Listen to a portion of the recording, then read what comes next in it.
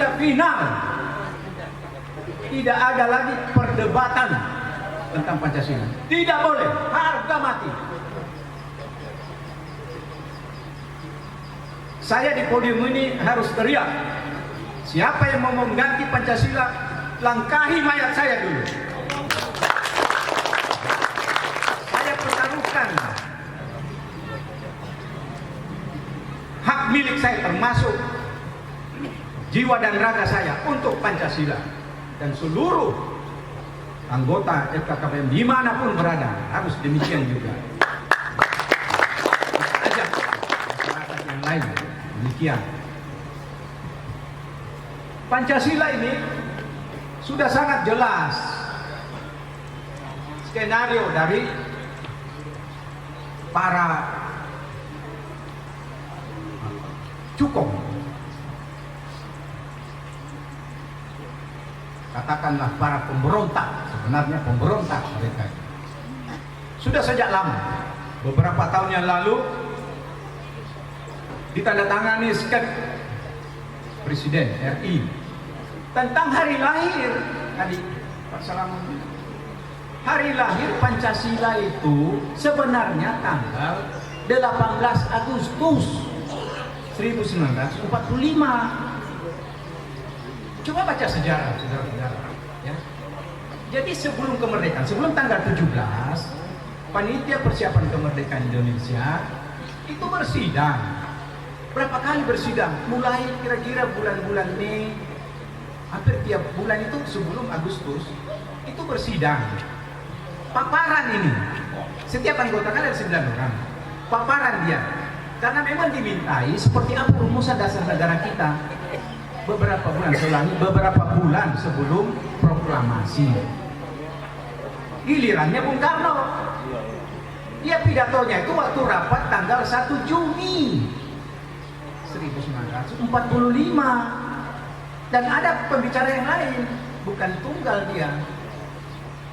Nah, apa yang dia sampaikan, formulasi Pancasila itu, saudara, yang tanggal 2 Juni itu memang 5, tetapi yang kelima itu, yang pertama itu berkebudayaan, sampai yang kelima itu ketuhanan,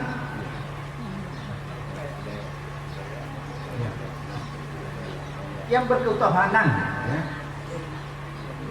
Ketuhanan yang berkebudayaan, yang kelima. Yang urutan kelima itu yang berketuhanan, ketuhanan yang berkebudayaan. Coba baca sejarah Pancasila, bukan di Google juga ada. Nah, ini tidak banyak rakyat Indonesia yang tahu. Tambah lagi pelajaran sejarah dihapus dari sekolah dasar, SMP juga.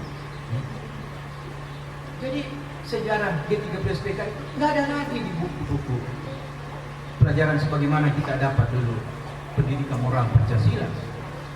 Nah, jadi oleh rejim sekarang ini, oleh pemerintah sekarang, hari lahir Pancasila 1 Juni. Padahal itu rumusan yang diajukan Bung Karno. Bisa agak panjang karena di sini dasarnya sebenarnya Pancasila. Kenapa kita terpanggil? Nah,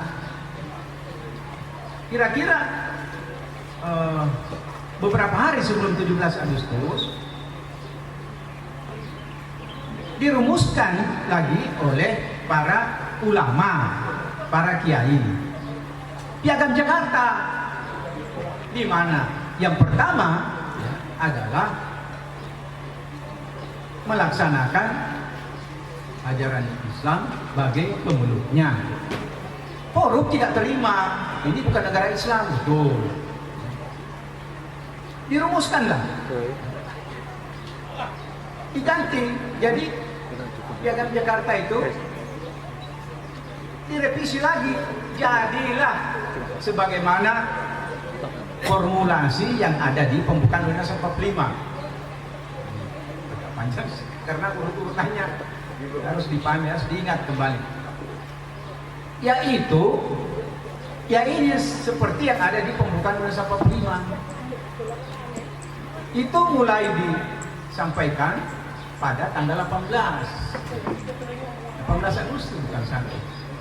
Ini sudah sistematis perubahannya. Belakangan RUU HIP ini akan dirubah menjadi Ekasila, ketuhanan yang Maha Esa, tidak lagi seperti yang ada di dalam pembukaan Undang-Undang Dasar 45. Yang kedua adalah pedoman kita Undang-Undang Dasar 45 yang asli. Sampai dengan hari ini sudah 4 kali dia amandemen, dirubah dalam perjalanannya kemerdekaan negara kita 75 tahun, sudah 4 kali dirubah. Ada pasal-pasal yang dirubah. Bukan itu, tapi yang kita inginkan adalah Undang-Undang Dasar 45 yang asli.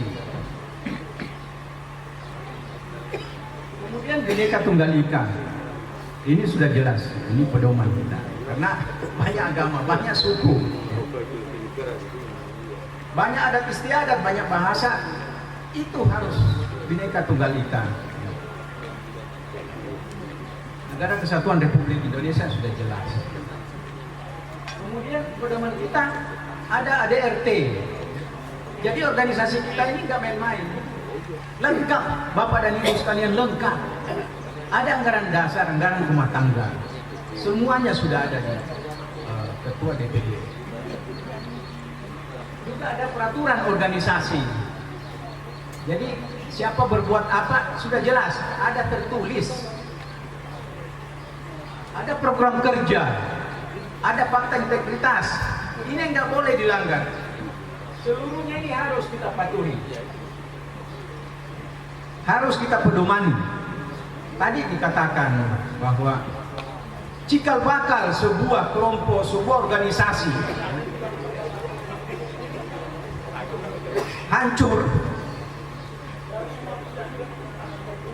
bubar, itu karena ada duri dalam daging.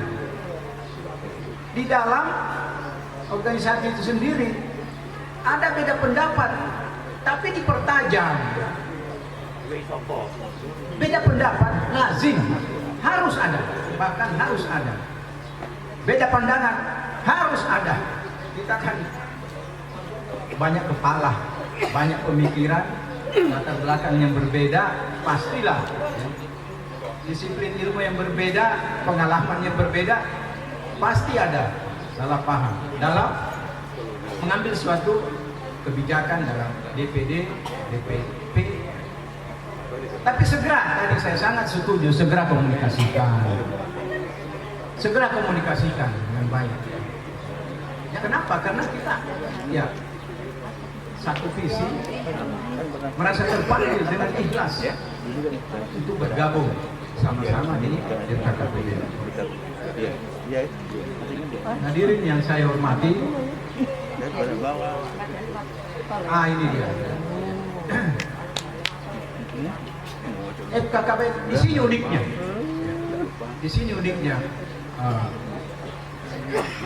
Bang Budi, Assalamualaikum, Pak Budi, Pak Budi dan hadirin sekalian saya hormati. FKKPBN ini bukan saya, bukan anak, bukan afiliasi, bukan cabang, bukan dari siapapun, dari organisasi manapun, apalagi partai politik manapun. FKKPBN ini semua golongan, bukan Islam saja, semua golongan, bukan purnawirawan saja isinya, semua komponen bangsa, semua komponen bangsa.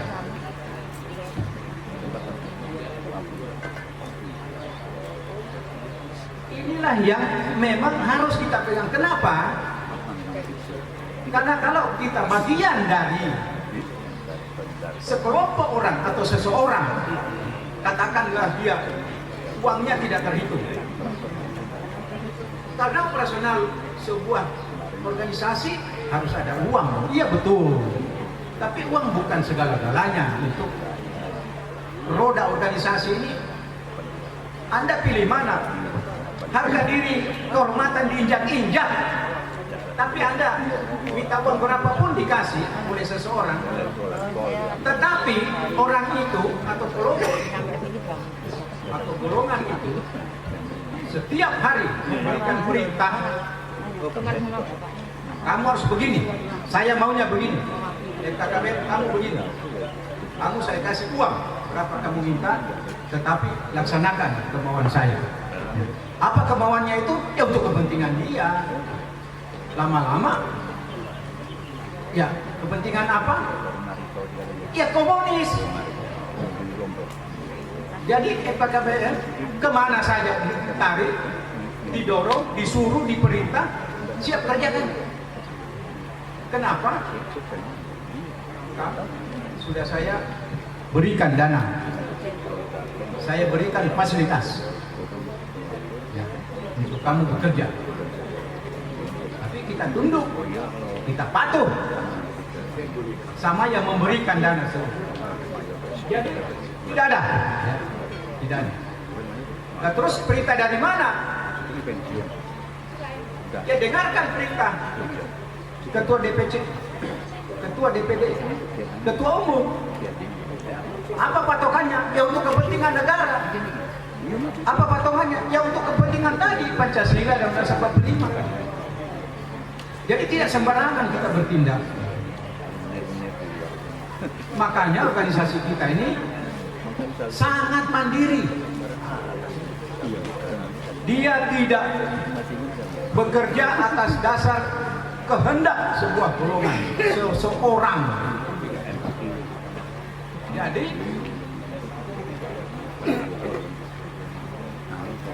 sangat merdeka saudara, dalam arti bahwa kita tidak bisa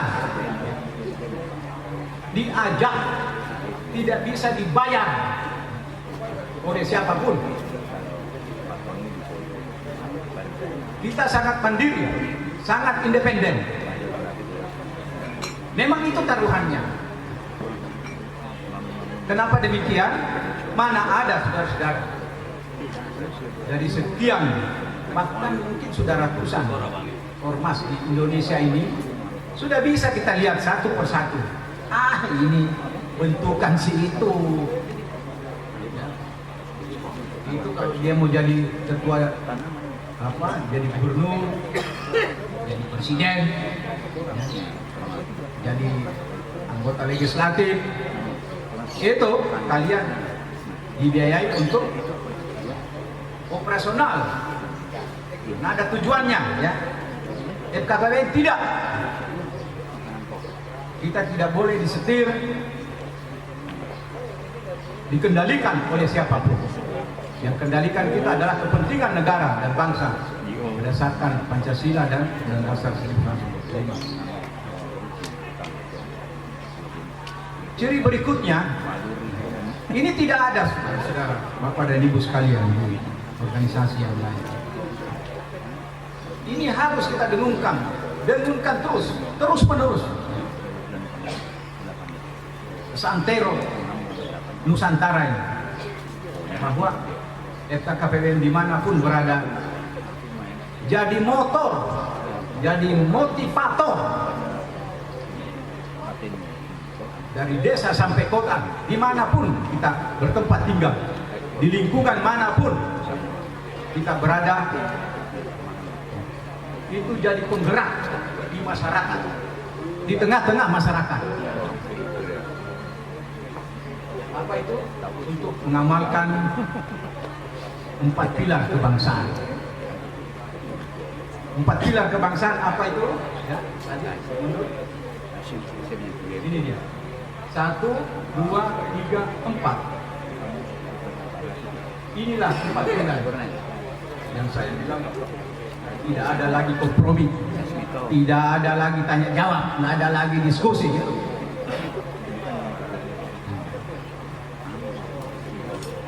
Wujudkan masyarakat adil dan makmur dalam bingkai Negara Kesatuan Republik Indonesia yang berdasarkan Pancasila dan Undang Dasar 1945. Ada dua kata kunci di sini, adil dan makmur. Nah, ini adalah perintah proklamasi.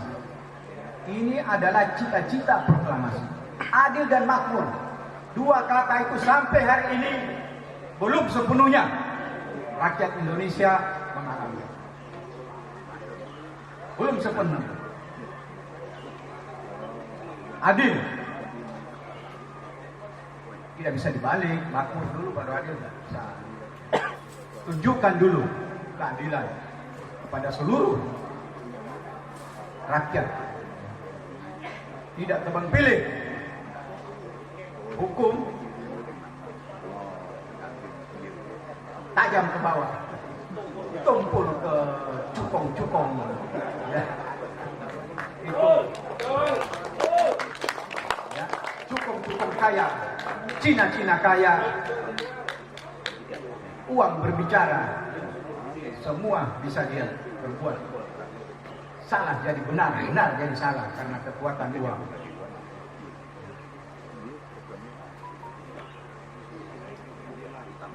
Keadilan dan kemakmuran, tapi harus dalam bingkai NKRI, nggak boleh keluar dari negara kesatuan berdasarkan Pancasila. Ini satu rangkaian kalimat ya. Ini kalau Anda baca harus memang berkali-kali sehingga bisa lebih meresapi. Saya jamin nggak ada ormas di Indonesia yang misinya seperti ini, lengkap dan betul-betul sangat mulia. Kalau misi, ini adalah visi-visi tujuan pokok dari sebuah misi atau organisasi. Kalau misi, kegiatan-kegiatan atau maksud didirikannya sebuah organisasi. Yang pertama, misi adalah menumbuh kembangkan persatuan dan kesatuan, kesadaran bela negara dan cinta tanah air. Yang kedua, melaksanakan koordinasi dan kerjasama secara terus-menerus dengan TNI, Polri dan segenap komponen bangsa untuk menjaga kedaulatan dan keutuhan wilayah NKRI. Yang ketiga, menyelenggarakan ekonomi kerakyatan untuk ikut mewujudkan kesejahteraan rakyat. Nah, ini. Jadi apa yang kita laksanakan nanti di DPD Jawa Timur ini, itu pada titik beratnya sebenarnya kesejahteraan. Kesejahteraan siapa ya? Kesejahteraan anggota kita. Kesejahteraan siapa? Ya kesejahteraan keluarga kita. Kesejahteraan siapa? Kesejahteraan masyarakat di sekitar kita. Bagaimana caranya? Ada caranya. Nanti akan ditunjukkan oleh tim ekonomi. Seperti apa kita memperdayakan ekonomi kita? Sudah pensiun, tidak ada lanjutan second opinion dari ya, banyak teman kita yang kembali bekerja, bahkan keluar Jawa, tinggalkan seperti tugas operasi, tinggalkan keluarga 1 tahun itu, padahal sudah pensiun. Nah, kenapa? Karena rasa tanggung jawab kepada keluarga itu tetap harus ditumbuhkan, dicontohkan kepada anak-anaknya yang memang lagi membutuhkan biaya sekolah, biaya kehidupan. Bapak udah pensiun. Oh, iya. Sekarang tidak. Harus kita perdayakan. Apa itu? Pertanian. Apalagi? Perikanan. Apalagi? Peternakan. Dan lain-lain. Bagaimana caranya? Ada caranya. secara teknis akan disampaikan. Tidak usah takut, saya nggak punya lahan. Ya, nanti kita tunjukkan bagaimana ada lahan. Bagaimana berkolaborasi, bergabung dengan orang-orang yang memang satu visi kita. Menyatukan langkah kita untuk mewujudkan ekonomi kemasyarakatan ini. Bagaimana? Saya nggak punya modal, ada caranya. Modal tidak banyak-banyak pun. Tidak ada di benak kita modal harus ada 1 miliar, 2 miliar rupiah. Enggak. Bisa mungkin dengan 10 juta, 20 juta cukup awal. Kita tekuni itu. Tekuni. Insya Allah bisa segera membangkitkan ekonomi keluarga. Nah, ini yang harus kita kembangkan. Jadi bukan omong kosong, harus kita wujudkan. Kita panggil pakarnya untuk bisa memberikan penataran, memberikan arahan-arahan. Bagaimana ini membuat peternakan yang baik, perkebunan yang memang bisa segera kita nikmati hasilnya. Nah, kita akan punya yayasan. Yayasan ini bisa digunakan di seluruh Indonesia. Tetapi kita masuk pun lewat LKKPBN, organisasi kita ini resmi, itu pasti diterima. Kemana masuknya? Ke dinas terkait. Tentu setelah ini Ketua DPC Kabupaten Kota mendatangi kantor bupati, kantor wali kota. Di situ ada bidang sospon. Langsung laporkan. Jangan lagi tunda-tunda. Setelah itu Anda kemana? Ke dinas perikanan. Kemana? Dinas pertanian setempat. Bisa segera bergabung, melakukan pembicaraan untuk memulai. Banyak cara, saudara-saudara. Insya Allah setelah pengukuhan DPD Jatim ini, Pak Muslim pasti segera melakukan semacam jam komandan untuk segera melangkah, segera mengambil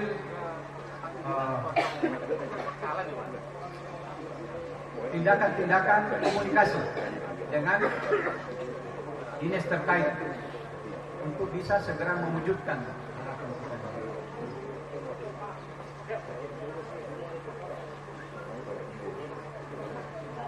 Sisi berikutnya adalah bekerja sama dengan kementerian, lembaga dan segenap komponen masyarakat di tingkat pusat maupun daerah. Jadi ingat, kita nggak sendiri. Ada pasukan tetangga, ada komponen bangsa yang lain. Jangan merasa jago, jangan merasa sombong, jangan merasa serba hebat. Tetapi kita nggak boleh juga mengabaikan komponen masyarakat yang ada di sekitar kita. Banyak, Anda sudah tahu, di lingkungan masing-masing. Lakukan komunikasi dengan baik, silaturahim dengan baik, saling mengunjungi. Kalau nggak undang dia, bicarakan bagaimana kita menyatukan langkah untuk memulai menghidupkan ekonomi kerakyatan. Ada di antara Anda yang sudah punya pengalaman sebenarnya, tapi mungkin tidak ditangani dengan serius, dengan fokus.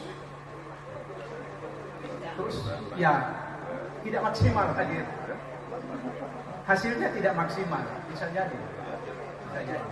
Nah itu dievaluasi apa masalahnya, karena di tempat lain banyak yang berhasil. Banyak yang berhasil, itu tentunya Ya, kenapa kita tidak contoh? Ya berkunjunglah ke sana. Sempatkan waktu, pelajari.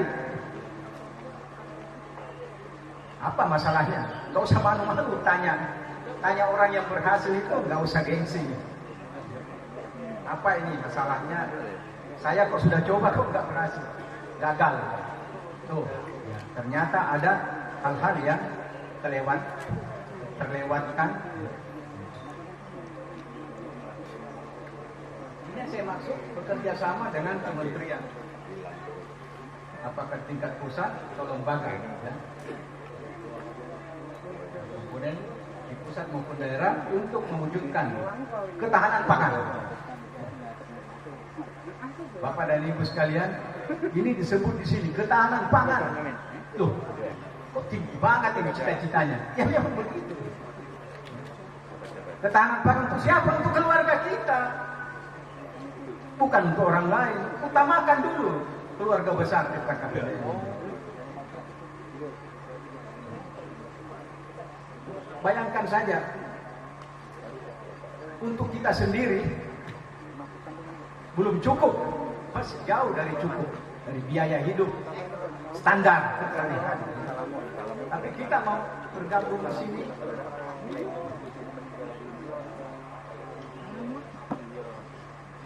atas arahan dan koordinasi dengan Ketua DPD, acara yang menelan biaya tidak sedikit ini bisa terlaksana. Ini bukan APBN.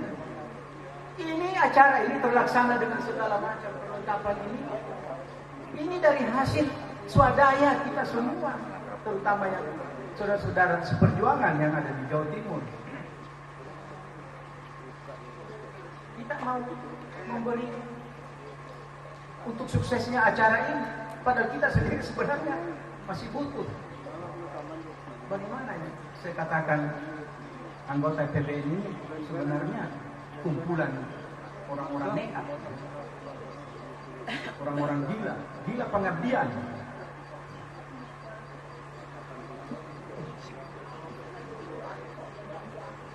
Ketahanan pangan, kemudian ketahanan ekonomi, sosial budaya, kemudian penegakan disiplin nasional. Disiplin nasional. Ngapain FKKBN mikirin disiplin nasional? Iya. Di tempat kita tinggal masih banyak yang tidak disiplin. Bagaimana caranya? Ya sama komponen bangsa yang lain. Kita sampaikan. Ada di program kerja. Nanti harus diperbanyak. Semua anggota